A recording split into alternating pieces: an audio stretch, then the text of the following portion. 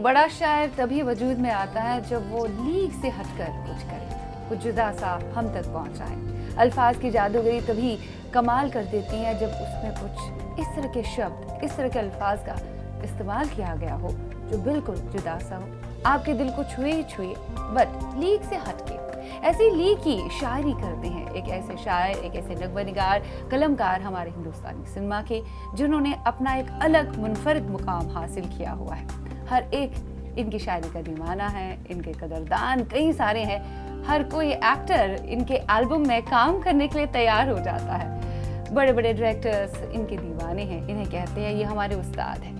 जो इस कदर दीवाना लोगों को करे, ऐसे शायर को क्यों ना सलाम किया जाए और इनकी यादें क्यों ना ताज़ा की जाए। वैसे हम आपको एक ख़ास बात बताएं, इनकी यादें हम गैबी तरीके से नहीं आप तक पहुंचाएंगे, वो खुद शख्सियत हमारे सामने मौजूद है।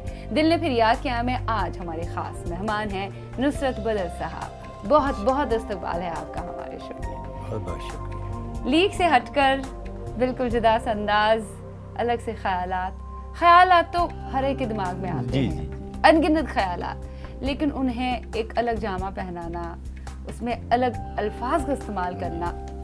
हर कोई अल्फाज का इस्तेमाल करता है, हर एक शायर अगर वजूद में आया है कुछ लीक से हटके तो किया है, लेकिन वो लीक से हटकर जो दिलों को भी छुए और आपको दूसरे शायरों से जुदा कर दे, वैसा आपकी शायरी में है। जी शुक्रिया। अलग की ही बात कर लीजिए। जी हाँ, अलग मेरी फिल्म में इत्तेफाक की बात है कि वो एक ऐसा गाना कि जिसमें हमारी फिल्म इंडस्ट्री के तमाम एक्टर एक्ट्रेस ने आके परफॉर्म किया उस गाने को। तो कोशिश मेरी हमेशा ये रहती है कि मैं थोड़ा सा अलग लिखूं, लेकिन कोशिश एक्चुअली सभी करते होंगे, लेकिन जिसकी जहाँ तक अप्रोच, जिसकी जहाँ तक पहुँच होती है वो वहीं तक कोशिश कर सकता है। जैसे मैं अपनी शायरी के अलावा मैं गुलजार साहब का यहाँ जिक्र करना चाहता हूँ कि अब जैसे गुलजार साहब ने कहा कि हमने देखी उन आँखों की महकती खुशबू, आँखों की खुशबू और देखी तो लीक से हटकर। हाँ, लीक से हट के। अब आम शायर जो लोग होंगे उन्होंने रिएक्ट किया होगा कि खुशबू कैसे देखी जा सकती है, लेकिन हम जैसा बड़ा मतलब गुलजार जैसा बड़े शायर का हम जैसा बड़ा फ़ैन जो हम उनके बहुत बड़े फ़ैन हैं, क्योंकि आपकी शायरी कहीं ना कहीं हद तक उनसे मुतासिर होती है। तो हमने लोगों से सवाल यही किया कि हमने देखा है, खुदा कहा, तो क्या खुदा देखा है आपने? शायर का तसव्वुर में फिर भी आप खुदा पे यकीन करते हैं, ईश्वर पे भरोसा करते हैं, उसको मानते हैं, उसको पूछते हैं, उसकी इबादत करते हैं। और गुलजार ने कह दिया हमने देखी है खुशबू या हमने देखी है घटा, तो आप कहते हैं घटा देखी नहीं जा सकती, हवा देखी नहीं जा सकती, खुशबू महसूस करने की चीज़ नहीं, खुशबू को देखा जा सकता है। दिल तो होना चाहिए खूबसूरत आपका, तसव्वुफ है इसमें। तो बड़ी शायरी इंसान अल्लाह देता है, बड़ी शायरी और मयार अगर वसी हो अगर तो खुद ब खुद नई चीजें सामने आ जाती है। हर इंसान, जैसे प्यार मोहब्बत, गजलें सामने आती हैं, गजलों में भी प्यार मोहब्बत, औरतों की तारीफ करना, प्यार और मोहब्बत की बातें करना, ये सालों से चलता आ रहा है।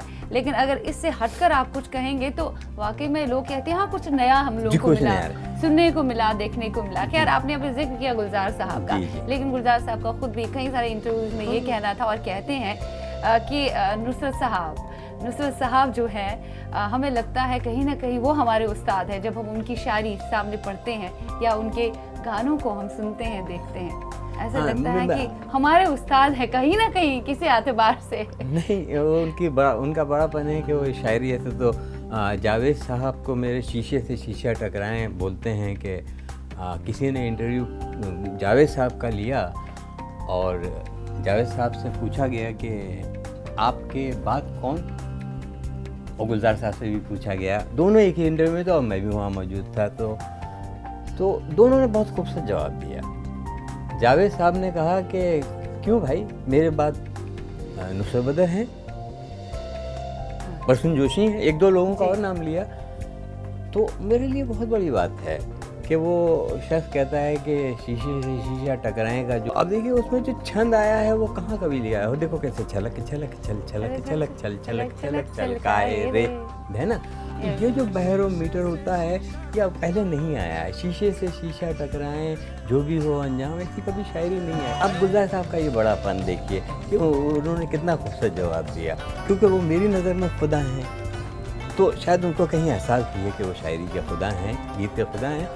तो उनसे पूछा कि आपके बाद कौन, तो उन्होंने बहुत खुश सा जवाब दिया, ना मेरा नाम लिया ना जावेद साहब। उन्होंने कहा क्यों भाई, मैं कहीं जा रहा हूँ क्या जो मेरे बाद, मैं तो एक मज़दूर हूँ, सुबह रोज़ उठता हूँ और मज़दूरी करने निकलता हूँ। तो अगर गुलजार साहब ने ये कहा कि मदर साहब, नुसरत साहब या ये हमारे ख़ानदान को कि उस्ताद हैं, तो ये उनका बड़ापन है। या महबूब शायर कहा उन्होंने, या वो शायरी पढ़ते हैं, उनकी तमाम बहुत सारी शायरी में हमारा रंग आ जाता है। सब्ज़ लॉन में बैठे चाय पिए हैं, यह हम लोगों की राइटिंग है। और जिस उन्होंने साथिया में किया कि सब्ज़ लॉन में बैठे चाय पिए, पूरी लाइन है। जैसे हमारे वालिद साहब की एक लाइन है बहुत खूबसूरत कि वो ज़ाफ़रानी फ्लोर उसी का हिस्सा है। या उनकी डॉक्टर साहब की लाइन बहुत अच्छी है कि मेरे उर्दू ज़बान की खुशबू है यार, मेरा खुशबू की तरह है जिसकी ज़बान उर्दू की तरह। गुलजार साहब का है, लेकिन जो बेसिकली है वो उनके उस्ताद बदर साहब का है। गुलजार साहब चूँकि बदर साहब को आपके वालिद साहब को उनको अपना उस्ताद मानते हैं, तो उनका है वो उनका ही ये शेर है, आपको मैं बताता हूँ, बहुत खूबसूरत शेर है कि रची बसी हुई उर्दू ज़बान की खुशबू, वो इतरदान सा लहजा मेरे बुज़ुर्गों का, वो इतरदान सा लहजा मेरे बुज़ुर्गों का, रची बसी हुई उर्दू ज़बान की खुशबू है यार मेरा खुशबू की तरह। तो डॉक्टर बशीर बदर साहब का मैं यहाँ पे जिक्र करूँगा, वो एक नई तरह की शायरी करके आए। वालिद साहब का आपने जिक्र यहाँ किया ही है। बशीर बदर साहब बहुत ही नावर अजीम शायर, और उनकी जो भी शायरी है एक आम आदमी भी समझ सकता है, कोई भी उस शायरी से परे नहीं है।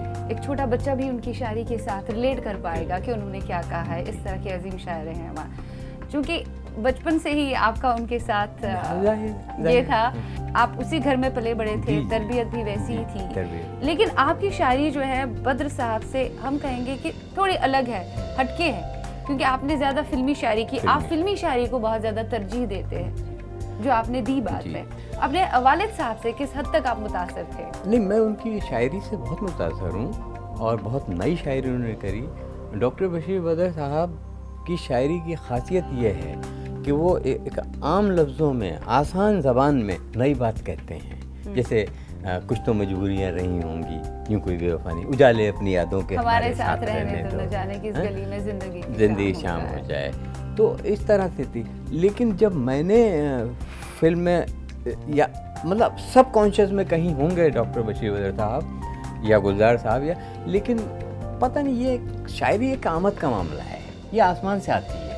तो जब मैं फिल्म में लिखने चला तो मेरे अंदर वो उर्दू वाली शायरी, ऐसा लगा कि इसकी तो उर्दू ज़बान में इतनी खुद मिठास है, अब अगर इसमें शायरी करूँगा तो कैसे और मिठास होगी और कमज़ोर।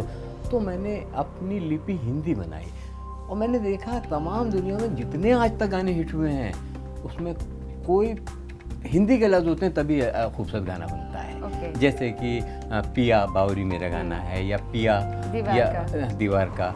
खैर, यहाँ पे हम बात करें आपकी फिल्मी शायरी की ही हम बात करेंगे। अभी गुलजार साहब की बात हुई, एक सिर्फ गुलजार साहब ही नहीं जिससे आप मुतासिर थे, या जो आप उन्हीं के तरह से शेर व शायरी करते हैं, लीग से हटकर करते हैं। हम एक और लिरिक्स राइटर कनक में निगार का नाम लेना चाहेंगे, इनफैक्ट दो लोगों का नाम लेना चाहेंगे जिनमें आनंद बख्शी साहब है, जो थोड़ा अलग तरह की शायरी उनमें दिखती है, हर एक के समझ से बाहर नहीं है, पर ये नहीं है, हर एक समझ सकता है, रिलेट कर सकता है। एक है साहिर लुधियानवी साहब, गैबी तरीके से आप उनके साथ रिलेट करे हैं, आप उनको अपना गुरु मानते हैं, अपना मेंटोर मानते आए हैं। बिल्कुल तो वो कौन सी बात है जो आपको बहुत ज़्यादा इंस्पायर करती है उनकी, आनंद बख्शी साहब का लें या फिर साहिर लुधियानवी साहब का लें? देखिए, साहिर साहब, आनंद बख्शी साहब और गुलजार साहब, इन तीनों को कुछ नई बात कहते हैं ये लोग। और यही सेम जैसे डॉक्टर बशीर बदर साहब एक नई बात कहते हैं आसान ज़बान में,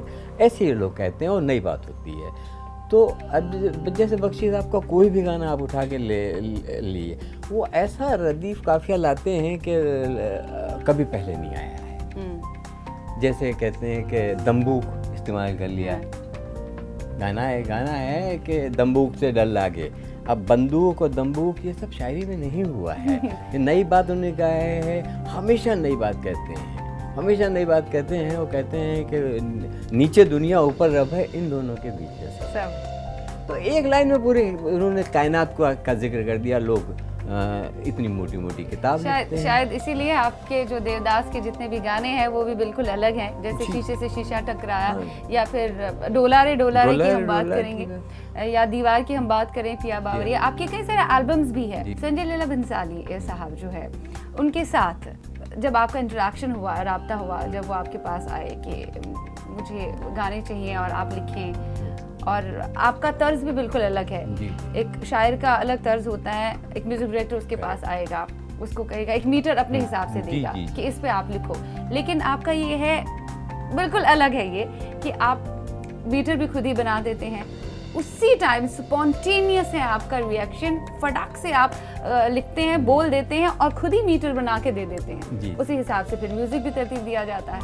तो ये आपके अंदर कैसे आई ये खासियत है? बहुत कम लोगों में, लिरिक्स राइटर्स में ये खासियत मुझे खुद नहीं मालूम कहाँ से आई, लेकिन मुझे ऐसा लगता है कि मेरे ऊपर कोई ताकत बैठी हुई है ऊपर, जो कहती है अब आप ये कीजिए। मैं एक मेडिसिन का आदमी था, मेरा एक नर्सिंग होम था, मैं मेडिसिन पढ़ा, लेकिन अचानक आया कि नहीं आप शायरी कीजिए, शायरी। बम्बई आ गया तो मुझे कुछ नहीं पता था क्या मीटर होते हैं, लेकिन अचानक ना कोई ट्यून पता थी, लेकिन एक मीटर होता था अपने आप ही। ऐसे मुझे ऐसा लगता है जैसे मान लीजिए मैं एक ही गाने का जिक्र करता हूँ कि मैं इस्माइल दरबार और संजय बंसाली बैठे हुए थे, देवदास ख़त्म हो चुकी थी, और मैंने एक मुखड़ा लिखा कि थोड़े बदमाश हो तुम, थोड़े नादान हो तुम, हाँ सांवरिया, हम अगर ये सच है हमारी जान हो तुम। तो अब मेरे अंदर से कुछ ट्यून चल रही थी, और वो ट्यून में दी, और दोनों संजय बंसाली ने भी मेरा मजाक उड़ा लिया, इस्माइल दरबार ने भी उड़ा लिया, क्योंकि लेकिन फिर किस बात पर मजाक उड़ा इसी बात पे कि तुमने एक मीटर बना के, जब तक नहीं उनको है, और जैसे उन्होंने बनाया आप गाएंगी बहुत अच्छा गाती है, पहले मैं अपनी मीटर बताऊंगा थोड़े बदमाश का। तो मैं उनको समझ में नहीं दोनों के आ रहा था कि इसका क्या मीटर होगा, तो मेरे मुँह से अचानक निकलेगा थोड़े बदमाश हो तुम, थोड़े नादान हो तुम, हम अगर ये सच है हमारी जान हो तुम। इसको उन्होंने कह दिया थोड़े, थोड़े, वाह पूरा गाइए, बहुत अच्छा गा रही हैं आप। बस अब आगे भी बढ़ना है, मैं बहुत ही खूबसूरत तरीके से आया। तो ये होता है, अब शीशे से शीशा टकराए लेके हम लोग बैठे हुए हैं गाना, अब नहीं समझ में आ रहा है कि कैसे बनेगा। हमने बेसुरी आवाज में कहते ए शीशे, गुस्से में जैसे किसी को डांट रहे हैं, ए शीशे से शीशा टकराए जो भी हो अनजान, और देखो कैसे चल, फौरन ये बनना शुरू हो गया गाना। ये किसकी है आहट जैसे बना, ये किसकी है, ये किसका है साया।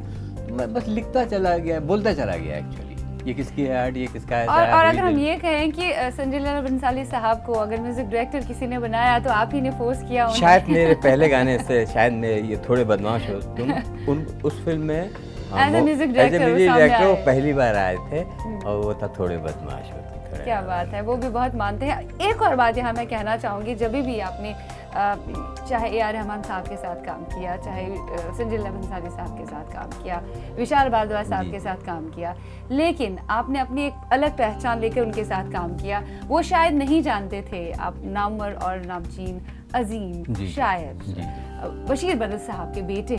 नहीं, ना तो संजय बंसाली जानते थे उस वक्त तक, और ना इस्माइल दरबार जानते थे। और मेरे कुछ कंपटीशन की वजह से, मेरा कुछ अपने वालिद साहब से कंपटीशन था, कोई सेपरेशन और कोई वजह नहीं थी, कि मैं अपना अंदाज से अपना एक नाम करना चाहता हूँ। अगर मैं यहाँ पे बता दूँगा कि मैं उनका बेटा हूँ, और मुझे काम मेरी एक काबिलियत पे, मेरी एबिलिटी पे मिल भी गया, तो तमाम उम्र मुझे ये मलाल रहेगा कि मैं नेपोटिज्म वाली कहानी हो जाएगी कि मैं अपने वालिद के इतने मशहूर शख्सियत का बेटा था इसलिए काम मिला।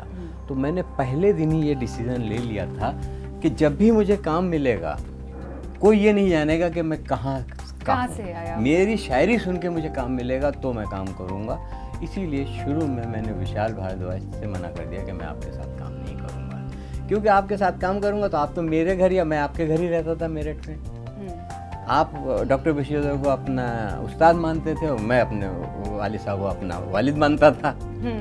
बताइए, और लेकिन सब कॉन्शियस में कहीं वही, मेरे भी वही उस्ताद थे बशीर अहमद और आपके भी थे, तो हम दोनों तो बहुत आसानी से आप मशहूर हो गए थे, काम कर सकते थे। लेकिन मैंने कहा नहीं, मुझे वो शख्सियत चाहिए जो नहीं जानता हो कि बदर साहब कौन है।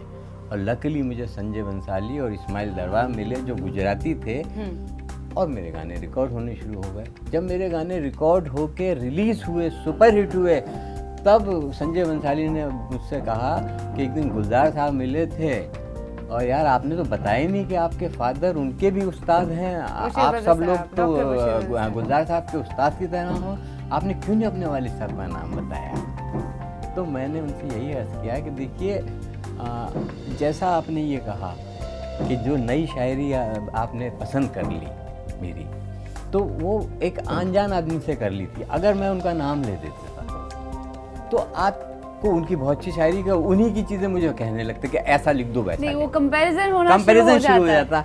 तो फिर कुछ नई चीज़ सामने नहीं आती, नई चीज़ सामने नहीं आती। जैसे कि मुझे अच्छी तरह से याद है कि संजय बंसाली ने जब मुझसे ये कहा कि आप देवदास लिख रहे हैं, ज़रा साहिर साहब वाली देवदास देख लीजिए, साहिर साहब वाली, तो मैंने कहा वो मेरे उस्ताद हैं, अगर मैं वो फिल्म देख लूँगा तो फिर मैं अंडर प्रेशर आ जाऊँगा, लिख ही नहीं पाऊँगा।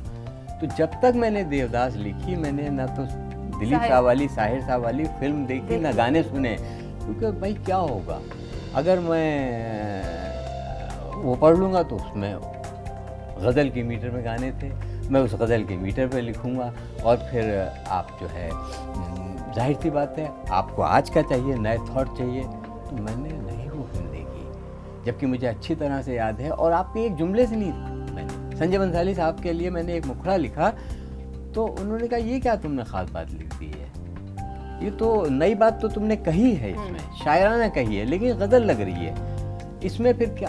तो वहाँ से मुझे अक्ल आई कि अरे देखा जाए तो मैंने संजय बंसाली को कहीं से अडॉप्ट किया कि ये आदमी इतनी अच्छी शायरी वो कह रहा है कि ये नहीं हो पिया और बैरी पिया बड़ा बेदर्दी, हाँ ये सब गाने मैंने जब लिखे तो बहुत खुश हो रहा है, दिल का दर्द ना जाने। तो उसमें कितनी गालियाँ हैं, सौदाई हर जाई, उसमें एक नई बात मैंने लिखी है, कंगना बड़ा बेदर्द। अब कंगना के दिल है, कंगना बड़ा बेदर्द है, कंगना बड़ा संग दिल, दिल का दर्द न जाने।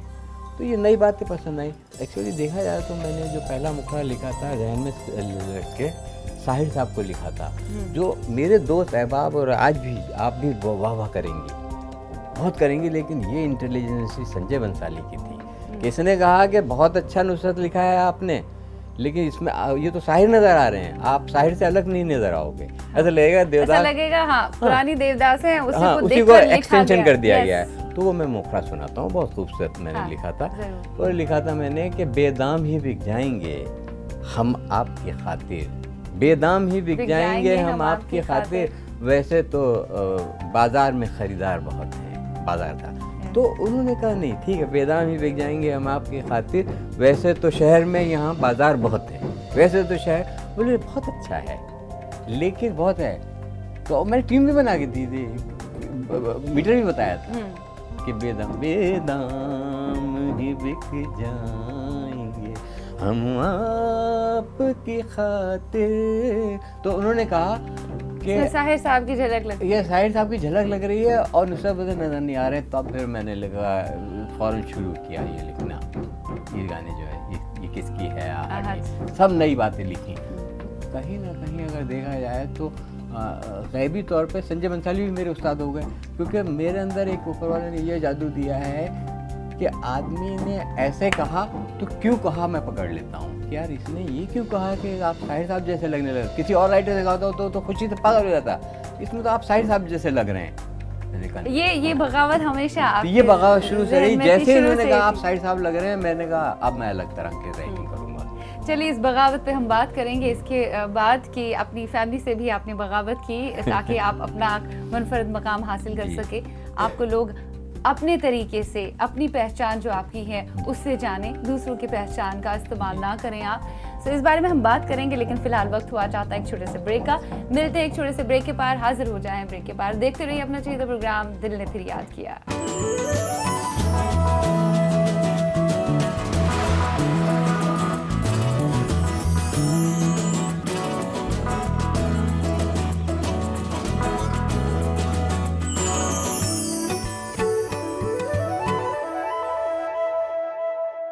ब्रेक के बाद आप सभी का तहे दिल से खैर मकदम है। आप ही के चाहिए प्रोग्राम दिल ने फिर याद किया है। मैं आज़ाद ताज़ा हो रही है नुसरत बदर साहब के साथ। इनके करियर में हम जा रहे हैं, आपके पुराने दौर में हम जा रहे हैं, शुरुआती दौर में हमें आप लेके गए, अब आज के दौर में, क्योंकि जब से आपने होश संभाला तब से शेर व शायरी आपके जहन में आई, लीक से हटकर शेर व शायरी की है आपने, अपना एक अलग मुकाम हासिल किया है। भले ही आप नामवर और नामचीन अजीम शायर अपने डॉक्टर बशीर बदर साहब के बेटे हैं, लेकिन बावजूद उसके आपने कुछ अलग किया है, अपना एक अलग मुकाम हासिल किया। अच्छा लग रहा है आपके साथ बातें करते हुए। ब्रेक में जाने से पहले हमारी बातें हो रही थी कि देवदास पे बात हो रही थी संजीला बंसाली साहब के साथ। जहाँ तक मैंने सुना है, कितना सही है ये आप पुष्टि करेंगे इस बात की, कि उसमें एक और गाना था, एक और गीत था, नगमा था जो आपने लिखा था, बहुत अच्छी शायरी थी वो, जो फिल्म के क्लाइमैक्स में जब उनकी डेथ हो जाती है, वो भाग के आती है उनसे मिलने के लिए, उनका चेहरा देखने के लिए, वो भी बाहर बैठे हुए, आंखें उनकी खुली की खुली एक लाश की तरह, और वो भाग के आती है एक झलक पाने के लिए, दरवाज़ा बंद हो जाता है। जी जी। उसके बाद शाहरुख खान की जुबानी, उनका वॉइस ओवर है, वो गाना, आई मीन हम कहेंगे कि अपने अंदाज में वो शायरी सुनाते हैं वो। तो उसका क्या सीन है, वो फिल्म में क्यों नहीं डाला गया, जबकि बहुत कमाल का है वो? देखिए वो एक पूरी नज़्म थी जो मैंने ये सोच के लिखी थी कि इस फिल्म के लिए नहीं है। शायरी तो हम लोग करते रहते हैं, वो अचानक उन्होंने कॉपी संजय बंसाली ने खोली और वो नज़्म देखते ही वो, हम लोग स्टूडियो में रिकॉर्डिंग कर रहे थे और वो एक पियानो पे बैठ गए और कंपोज करने लगे। तो कंपोज करने लगे तो मुझे भी जोश आ गया उस नज़्म में। मैंने अंतरे, जिसको हिंदी में बोलते हैं, वहीं बोल के अंतरे, पूरा गाना मैंने वहीं बैठ के लिख दिया। वो गाना बहुत खूबसूरत बन गया। श्रेया को हम लोगों ने बुला के रिकॉर्ड किया और ये हुआ कि ये फिल्म में रखा जाएगा। इतने में इस्माइल दरबार साहब आया और उन्होंने गाना सुना, और वो तो दोनों दोस्त हैं, संजय बंसाली और इस्माइल दरबार बहुत क्लोज दोस्त हैं। तो उन दोनों में मोहब्बत वाला झगड़ा हो गया कि ये फिल्म मैं कर रहा हूँ, आगे से आप किया कीजिएगा, इस फिल्म में आप नहीं होगे। एज ए कंपोजर आप इस फिल्म में, अच्छा उनका इरादा था आगे आपकी जो वो मेरे गाने बना रहे थे, संजय बंसाली बना रहे थे, जैसे थोड़े बदमाश बाद में सांवरिया में आए, और भी आने वाले हैं। अभी एक संजय बंसाली की नई फिल्म मैंने लिखी है, साहिर के नाम पे है, साहिर की लाइफ के ऊपर एक फिल्म बना रहे हैं, वो साहिर लुधियानवी फिल्म का नाम है। तो उसमें भी सारे गाने मेरे हैं दोबारा से, क्योंकि उस लेवल की उन्हें शायरी चाहिए। संजय कहते हैं कि जब तक आप आएंगे नहीं मैं फिल्म नहीं बनाऊंगा। हाँ। तो खैर ये बहुत अच्छी बात है कि संजीला बंसाली के साथ आपका जो राब्ता है वो कंटिन्यूअसली चलता आ रहा है। इसलिए वो गाना जो था संजय ने नहीं रखा फिल्म में, संजय जी ने फिल्म में नहीं रखा, इख्तिलाफात हो गए, क्योंकि इख्तिलाफात हो गए। इस्माइल ने इजाज़त नहीं दी, इस्माइल भाई ने इजाज़त नहीं दी। दोनों बहुत अच्छे कंपोज़र हैं, बहुत अच्छे वो हैं, तो उनके दिल में कहीं था कि इसको इस्तेमाल करना है। तो जब फिल्म शूट हो गई और पहला प्रिंट हो गया, फिल्म रिलीज़ हो गई, तो उसमें बैकग्राउंड है ऐसा, इस जहाँ शाहरुख की डेथ होती है और ऐश्वर्या भाग के आती हैं, वहाँ एक बैकग्राउंड म्यूजिक चल रहा है। फिल्म में नहीं रिलीज हुआ क्योंकि उनको नहीं चैन पड़ा, उनको इसका इस्तेमाल करना है। तो फिर मैं वो 4 लाइनें सुनाता हूँ कि कहा है कि चलो फिर ढूंढ लाएं हम उसी मासूम बचपन को, चलो फिर ढूंढ लाएं हम उसी मासूम बचपन को, जहाँ बचपन बिताया था, जहाँ सपना सजाया था, जहाँ पेड़ों के साए में घरौंदा एक बनाया था, चलो फिर ढूंढ लाएं हम उसी मासूम बचपन को। तो ये मेरा गाना संजय बंसाली को बहुत पसंद था, श्रेया को बहुत अच्छा गाया था। फिल्म में ना होने की वजह से फिर उन्होंने शाहरुख को बुला के, फिल्म रिलीज होने के बाद शाहरुख को बुला के उनके डेथ सीन पे बैकग्राउंड से शाहरुख मेरी जगह शाहरुख की आवाज़ में वॉइस ओवर करके फिर वो गाना रखा। आप फिल्म देखेंगे, अब देखेंगे अगर क्लाइमैक्स हम दिखा देंगे। इनफैक्ट आप दिखाइए लोगों को कि अब वो मेरा गीत, मेरी नज़्म शाहरुख पढ़ रहे हैं क्लाइमैक्स में बैकग्राउंड से। कमाल। संजीला बंसाली साहब के साथ आपका राब्ता एसोसिएशन बहुत अच्छा रहा। अब चूँकि वो पहले से ही जानते थे कि आपके इस शेर व शायरी में कहीं ना कहीं साहिर साहब का वो अक्स जी, लगता अक्सर। है, तो दैट इज द रीजन वो चाहते हैं कि अब साहिर साहब पर फिल्म बना रहे हैं तो आप ही उनके जी, गाने जी, लिखिए, जी। आप सही तरीके से इंसाफ कर पाएंगे। वेल, और हम आगे बढ़ते हैं, कुछ और बातें हमें करनी है, जैसे आपकी कितने सारे एल्बम्स आए, 108 से ज़्यादा आपके एल्बम्स हमारे सामने आए, बड़े बड़े दिग्गज नामवर और नामचीन हस्तियाँ जो हैं, गज़ल गायक हैं, उन्होंने अपनी आवाज़ बख्शी है, अपनी आवाज़ से आपके कलाम को सजाया है, जिनमें जगजीत सिंह साहब जी, है, जी, जी, जिनमें सर। पंकज तलत उदा अज़ीज़ साहब है, हैं। तलत अजीज साहब है, और अपने आजकल आज के आजकल सोनू दौर के निगम है, सोनू निगम है। अभिजीत का भी जो एल्बम अभिजीत आया के था। दोनों एल्बम है, लम्हे और तेरे बिना, दोनों एल्बम जी। है। So, सोनू निगम का हाँ। चंदा की डोली वो हाँ, मेरा बहुत ही एल्बम पॉपुलर है। बहुत- अगर हम अदनान सामी की बात हाँ। करें, अदनान सामी तो बहुत कदरदान हैं आपके। जी जी जी। मुझे याद आता है कि हम लोग एक फिल्म बना रहे थे, रेगुलर। टाइटल नहीं समझ में आ रहा था कि क्या हो, फिल्म रेगुलर नहीं था, तो हमने ही सजेशन दिया और गाना बना, तो इसमें एक बहुत ही तसव्वुफ़ का गाना इत्तेफाक से हो गया जो ज़रूरत थी, जो कि उर्दू शायरी में ये रदीफ़ काफ़िया पहले इस्तेमाल नहीं हुआ है, चाहे आप 1400 साल की शायरी उठा लें। तो वो मैंने गाना लिखा कि तू पाक सिपारा अल्लाह हो, तू पहला पारा अल्लाह हो, मैं तुझको पढ़ूं कैसे मैं पढ़ूं, कर लूँ मैं ज़रा पहले तो वज़ू। तो ये गाना गाने जब अदनान आए तो आंसुओं से रोने लगे, बोले ये कौन सी नई बात कही है, ये कौन है ये शायर, और जब मुझसे मिले गए नुसरत साहब पैसे नहीं ले रहे थे वो। तो ये गाना मेरे दिल के बहुत करीब है, रेगुलर के गाने, क्योंकि उस फिल्म में कुछ तसव्वुफ़ की शायरी हुई, और आदेश जी ने कमाल का कंपोज किया, आदेश श्रीवास्तव ने। हाँ,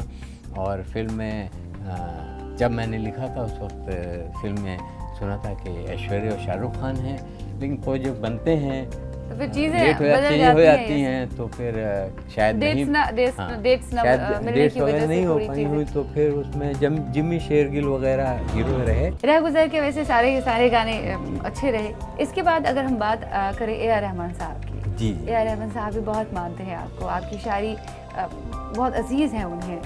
उन्होंने कई दफ़ा कहा कि अदा फिल्म में जो गाने थे, उन्होंने कहा कि ज़िंदगी में अगर मुझे बेहतरीन शायरी मिली है तो मैं ये कहूँगा कि नुसरत फतेह साहब जो है उनका काफ़ी योगदान है उसमें। तो मुझे बहुत अच्छी शायरी को कंपोज करने का, अच्छे कलाम को कंपोज करने का मौका मिला, बहुत अच्छा मौका मिला। जी जी जी। मैं इस फिल्म में अदा में रहमान साहब ने पहले कंपोज किया था, लेकिन मेरी शायरी की किताब उन्होंने अदा के लिए जो मैंने गाने लिखे थे वो सामने रखकर वो इंस्पायर्ड हुए, क्योंकि रहमान साहब सिर्फ कंपोजिशन पहले बनाते हैं और लिरिक राइटर बाद में लिखता है। तो पहली बार ऐसा हुआ कि जब वो अदा के गाने बना रहे थे तो मेरी शायरी पढ़ते रहते थे, और शायरी पढ़ते पढ़ते वो कंपोजिशन कुछ और ही बनाते थे, और फिर मुझे बस इतना बता देते थे कि मुझे वो शायरी आपकी हवा वाली पसंद आई है। तो फिर मेरे जहन में आ जाता था, और लेकिन मैंने मीटर वो अलग ही अपनी धुन में है, एक्चुअली वो भी तसव्वुफ़ के आदमी हैं। हाँ, तो वो तसव्वुफ़ के आदमी, हाँ, सूफिया टच है, तो वो कुछ अल्लाहू अल्लाहू करते रहते हैं, अकबर अकबर, उसी पे हमें लिखना होता है। तो वो मैंने गाना फिर लिखा जो उनके बहुत दिल के करीब है कि हवा सुन हवा, उसे छू के आ, उसे छू के आ जा ज़रा, कहाँ है वो इतना बता, कौन है जो यादों में छाए, किसकी आहटों ने मुझको है छुआ, हवा सुन हवा। तो वो हवा सुन हवा इतना इंस्पायर्ड हुए कि उन्होंने कहा कि रिलीजिंग के वक्त कहा कि जब तारीफ़ हर जगह से ये आया कि रहमान साहब आपके ये तमाम गाने, चाहे तू ही तू हो, गुलफिशां हो, गुमसुम हो, आपके ये गाने के लिरिक्स ऐसा क्यों लगता है कि आपके गाने में हमेशा म्यूज़िक हावी रहता है और बोल दब जाते हैं। हाँ, लेकिन इसमें ऐसा कैसे है कि बोल बाहर आ रहे हैं, ऐसा क्यों हुआ है? तो उन्होंने कहा कि मुझे इतने खूबसूरत बोल लगे इस फिल्म के गानों के कि मैंने जान के म्यूज़िक को थोड़ा पीछे रखा है कि बोलों की खूबसूरती न दब जाए, चाहे आप वो गुलफिशां सुने गाना, चाहे हवा सुने, तू ही तू सुने, गुमसुम सुने। और मेरा तो इस फिल्म के मामले में एक बहुत ही अजीब तजुर्बा हुआ, जिसको आप डालिएगा, कि नोकिया वालों ने फ़ोन किया कि रहमान साहब आपकी ये जो गुमसुम और गुलफिशां 2 गाने हैं ना, इसका कंपटीशन हम शुरू करना चाहते हैं, इसका कंपटीशन शुरू करें, और इस कंपटीशन में आप सिर्फ नुसरत बदर साहब के ये दोनों बोल दे दिए कंपोज करके, म्यूज़िक मत डालिए इसे, म्यूज़िक मत डालिए, और जैसे ही वो नोकिया मोबाइल खुलेगा ये दोनों गाने विदाउट म्यूज़िक बजेंगे। और एक एप्लीकेशन है म्यूज़िक कंपोजिंग की, म्यूज़िक कंपोज लोगों को करने दीजिए, और जो बेस्ट कंपोज करेगा, म्यूज़िक मतलब ट्यून वही रहेगी, लिरिक्स नुसरत बदर के रहेंगे, ट्यून ए.आर. रहमान साहब की रहेगी, सिंगर सोनिया और सुनिधि चौहान और अलका याग्निक हैं वगैरह, उनकी रहेगी, लेकिन उसको जो रीमिक्स करेंगे या रीडिफाइन करेंगे, री इन्वेंट करेंगे या जो भी करेंगे वो दूसरे। तो उसको कंपटीशन हुआ, लाखों करोड़ लोगों ने, जब भी मोबाइल खुलता था गुलफिशां बजता था और गुमसुम। नुसरत बदर साहब, बहुत अच्छा लग रहा है आपकी यादें जो हम सुन रहे हैं, यादें ताज़ा कर रहे हैं आप हमारे साथ दिल ने फिर याद किया में। लेकिन फिलहाल गुफ्तगू को ज़रा सा विराम देना पड़ेगा, हम लेंगे एक छोटा सा ब्रेक, मिलते हैं इस शॉर्ट ब्रेक के बाद।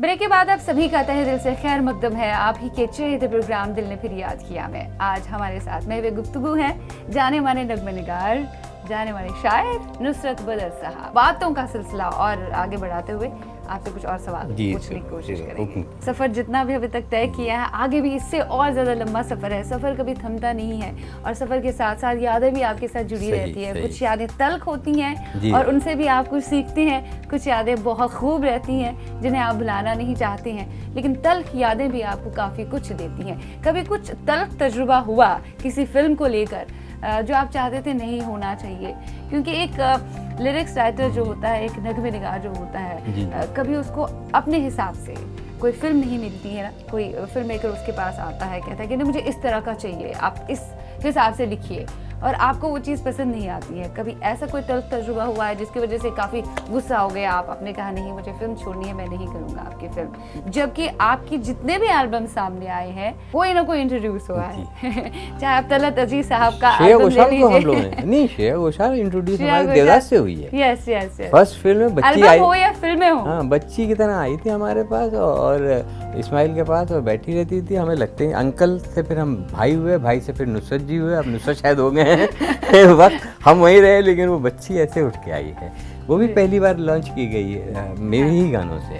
यस, कुछ तल्ख तजुर्बे हुए हैं क्या किसी फिल्म को लेकर? जी जी, तल्ख तजुर्बा हुआ है। वो फिल्म एक्चुअली मैंने एक कमिटमेंट था, साइन कर ली थी, एक फैमिली वाला फिल्म है जो सहारा की फिल्म थी, फैमिली वाला जी, फैमिली वाला फिल्म 2017 अभी रिलीज लास्ट रिलीज हुई है, जिसमें बहुत अच्छे डायरेक्टर थे वो, जिनकी अब बेचारे की डेथ हो गई है, नीरज काम थे, नीरज जी। उसमें तल्ख तजुर्बा ये हुआ था कि जब मैंने फिल्म साइन करी थी सब शायराना अच्छे गाने थे, तो फिर एक दिन ट्यून आई थी कि बहुत ही कोई टपोरी टाइप गाना था, जो फिर मैंने नहीं लिखा वो, तो वो 3 गाने मैंने करके फिल्म छोड़ दी थी। इसके अलावा मुझे कोई तल्ख तजुर्बा नहीं हुआ है। जो फिल्म करी है मैंने फिर सारे गाने किए हैं और ईमानदारी से किया है, और कोई बेईमानी मेरे साथ नहीं हुई है। शुरू में तो देखिए जब करियर इंसान शुरू करता है उसका मैं जिक्र नहीं करता हूँ, वो तो हमारी फिल्म इंडस्ट्री ये कहती है कि आपको फ़ीस देनी है। तो एक फिल्म थी जो 1-2 का फॉर रहमान साहब के साथ, वो मैं पूरी फिल्म में इन्वॉल्व रहा था। मजूर साहब का इंतकाल हो गया था, बड़े खूबसूरत गाने थे उसमें, खामोशियाँ गुनगुनाने लगी तन्हाइयाँ वगैरह, शाहरुख खान की फिल्म थी। खामोशियाँ गुनगुनाने, मेरा गाना नहीं है, मेरा गाना नहीं है, लेकिन मैं बैकग्राउंड से हूँ क्योंकि मजूर साहब का इंतकाल हो गया था और फिल्म मजूर साहब के ही नाम से आनी थी, तो मैं फिल्म में इन्वॉल्व रहा। तो ये तल्ख तजुर्बा होता था कि हुआ कि हमारा प्रोड्यूसर कहता था कि आप सामने भी नहीं आ सकते हैं और उनकी डेथ हो गई है या वगैरह वगैरह, तो आप स्टूडियो में ऑफिस में बैठा दिया जाता था, ट्यून मद्रास से में बजाई जाती थी और मैं यहाँ बोल कुछ ना कुछ कर देता था। मजरूर साहब बहुत बीमार थे, तो तल्ख तो नहीं है, बड़ी खुशी की बात है कि मजरूर साहब की फिल्म में मुझे एज असिस्टेंट करने का मौका मिला। लेकिन हाँ, ये थोड़ा तल्ख तो ये होता था कि आप कुछ इतनी मेहनत से चीज़ लिखें और आपका कहीं Recognition. नाम ही ना आए। हाँ। और तो वही एक तर्क तजुर्बा कह और लीजिए। कुछ हाँ, नहीं। बाकी तो चीजें हमारी बाकी रही। तो यही हुई कि फिल्मों के साथ साथ आप ऐसे वाहिद लिरिसिस्ट रहे हैं, नगमा निगार रहे हैं, जिन्होंने फिल्मों के साथ साथ प्राइवेट एल्बम्स भी किए हैं। सबसे ज्यादा किसी लिरिसिस्ट के एल्बम हैं वो आप ही के आए हैं हमारे सामने, और बड़े बड़े दिग्गज और सबसे लोगों ने गाया है। सबसे खूबसूरत गायकों बात ने ये गाया है। आपको लगेगी कि शायद हो सकता है और भी हो, हिंदुस्तान में शायद पहला ऐसा शायर है जिसने फिल्म के गीत भी लिखे, पॉप एल्बम भी लिखे, चाहे सोनू निगम वगैरह के, गज़ल के भी तमाम एल्बम में लिखे, इंग्लिश एल्बम में भी लिखा, three brothers and a violin. Hindi और अंग्रेजी का मिक्सचर पहली बार जो शुरू हुआ है आपने किया। हाँ, वो three brothers and a violin के नाम से वंस अपॉन अ टाइम एक सॉन्ग है। उसमें अंग्रेजी पोर्शन दूसरे राइटर ने लिखा है, I am not at all comfortable with English and all, लेकिन थॉट पूरा गाने का लिखने के बाद पहले हिंदी और फिर अंग्रेजी में क्या आप कहेंगे वो भी थॉट लिख के अंग्रेजी ट्रांसलेट हम कराते थे। नाम दोनों क्या थे, तो वो ज़रूर गाना आप देखिए। और वो पहला ही गाना आप ताज्जुब करेंगे नॉमिनेट हुआ, और उसके साथ मेरे 2 एल्बम नॉमिनेट उन दिनों हुए, एक यूं मेरे ख़त का जवाब आया और एक three brothers and a violin. इत्तेफाक से उन दिनों अटल बिहारी वाजपेयी साहब प्रधानमंत्री थे हमारे, और उनकी शायरी और एक ही साथ नॉमिनेट हो गई स्क्रीन अवार्ड में। गुलजार साहब के साथ भी आपकी टक्कर हमेशा से रही है। कभी साथिया फिल्म के उनके गाने थे और साथ में आपका देवदास था, हमेशा टक्कर रही है दोनों में जी, आमना सामना। ये भी एक इत्तेफाक है। और अजीब इत्तेफाक है, देखिए कि पहला मेरा कैरियर देवदास बड़ी फिल्म का, वहाँ भी ये अपना नॉमिनेट थे गुलजार साहब। हाँ। साथिया के लिए, जैसा आपने कहीं उनको अवार्ड मिलता था, कहीं मुझको अवार्ड मिलता था, कहीं मुझे डोला रे डोला पे, कहीं। फिर उसके बहुत दिनों के बाद ओलंपिक हुआ। सो ओलंपिक का जिक्र मैं करना चाहूंगी। उसमें भी आपके देवदास के 2 गाने और आप ने जीता था। और इत्तेफाक से देखिए उसमें एक गाना कचरा है, वहाँ भी गुलजार साहब 3 गाने नॉमिनेट हुए, 3 गानों पे परफॉर्म हुआ। अवार्ड हम तीनों को ही मिला है। वो मतलब नंबर 1 तो एक्चुअली वो स्केटिंग चैंपियन लड़की और लड़के को मिला है, लेकिन हमारे तीनों गानों पे इत्तेफाक देखिए कि यहाँ भी नुसरत बदर और गुलजार साहब एक साथ हैं। इत्तेफाक से जो होता है अच्छे के लिए ही होता है। आपकी शायरी भी इत्तेफाक से ही हुई लेकिन बहुत अच्छी हुई। अगर आप बागी नहीं बनते तो शायद इतने उम्दा शायर नहीं होते। दिल ने फिर याद किया में कुछ और यादें हैं जो ताज़ा करना चाहेंगे हम, लेकिन अगले वक्त जब आप आएंगे तब यादें ताज़ा करेंगे। फिलहाल के लिए बहुत बहुत शुक्रिया, thanks a lot. Thank you. उम्मीद करती हूँ आज का दिल ने फिर याद किया आपको बेहद पसंद आ गया होगा। लिखिएगा ज़रूर shiva.lateef@nw18.com पर। एक नई याद ताज़ा करेंगे एक नई शख्सियत के साथ। तब तक अपना ध्यान रखिएगा। खुदा हाफिज़ फनाव।